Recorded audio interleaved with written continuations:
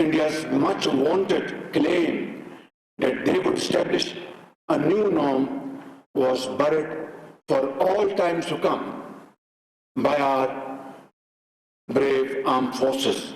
On top of it, these claims were ridiculed by the Indians themselves. In fact, Pakistan had given India a bloody nose as it suffered a serious setback in both warfare and finest diplomacy. The unprecedented synergy of our armed forces, the civilian leadership, and the indomitable spirit of our people, steeled by our faith in the infinite mercy of Allah subhanahu wa ta'ala, granted us a glorious victory that will echo through the annals of history. In fact, it is Pakistan that has established a new norm in its relationship with India. Henceforth, we shall not allow her to behave in an arrogant and haughty manner ever again, inshallah. And if and when it does so, we will respond with full force. Nor will we ever allow India to weaponize water by holding the Indus Water Treaty in abeyance. This is an absolute red line for us. I must mention, and without mincing words, that while we have succeeded on the military front, Pakistan continues to face major challenges in the fields of economy and governance as well.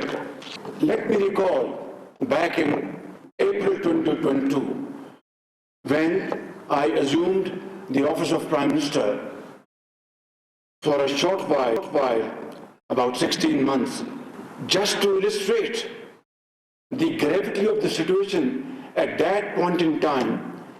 International banks were refusing our letters of credit for our vital imports like energy and other very important imports linked to Pakistan's well-being. Another most serious was the threat of international lending agencies of walking away from what they perceived agree on a way forward. And as a result of that meeting in Paris, in July 2023, we were able to sign a standby agreement with IMF, which averted an impending economic meltdown. Allah was absolutely, infinitely merciful and kind.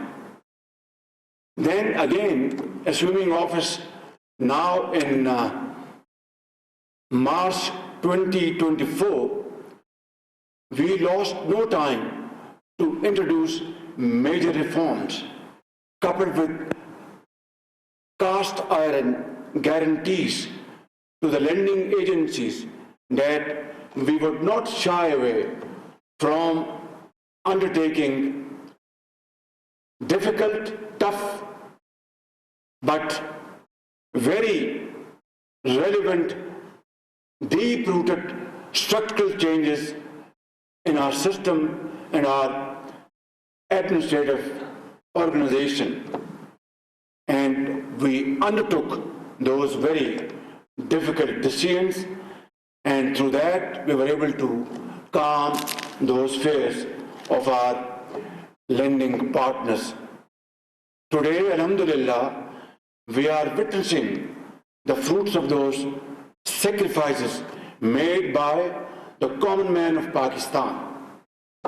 Inflation has plummeted from 38% to 0.3%. Our rupee stands stable. Official foreign exchange reserves have crossed $11 billion, and galloping interest rate, which was 22.5% in 2022 have come down to 11%. Simply put, a reduction of 50%. But my very respected officers, these achievements, significant as they are, represent only the beginning of a very arduous, difficult, thorny journey towards progress and prosperity. On the way, we will meet huge challenges like mountains, rivers. We'll have to surmount them. We'll have to cross those rivers through commitment, unwavering commitment to our nation, to our people. And that will require sacrifices, sweat and blood. Without that, no nation on the face of the earth was able to stand up from the ashes of defeat and touch the zenith of glory. Alhamdulillah, Pakistan at this point in time is flying high. Our morale is very strong. Our armed forces, with Allah Almighty's blessings and your wonderful, excellent professionalism and the nation's total support behind you, we have won a war against an enemy which was, in the eyes of our detractors, was unthinkable. But we have converted this unthinkable into a reality and convert this moment into something this nation has been longing for.